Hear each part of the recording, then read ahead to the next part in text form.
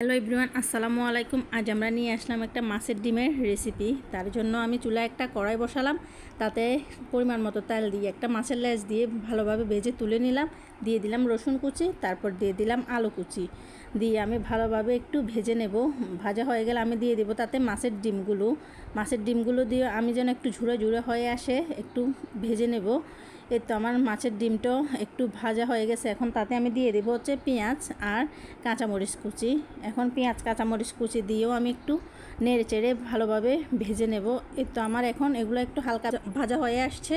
এখন আমি তাতে দিয়ে দেবো হলুদ গুঁড়া, মরিচ গুঁড়া আর ধনিয়া জিরার গুঁড়া দিয়ে আমি আবারও ভালোভাবে নেড়ে ভালোভাবে ভেজে নেব।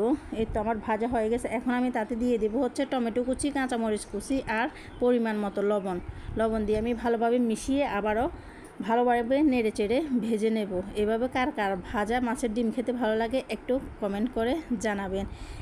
এই তো আমার মাছের ডিমটা প্রায় ভাজা শেষ। দিয়ে দিলাম হচ্ছে ভেজে তুলে রাখা মাছের কাঁটাটা বেছে আবার মাছটাও দিয়ে দিলাম। দিয়ে আমি ভালোভাবে মাছের ডিমগুলো আবার ভেজে নেব।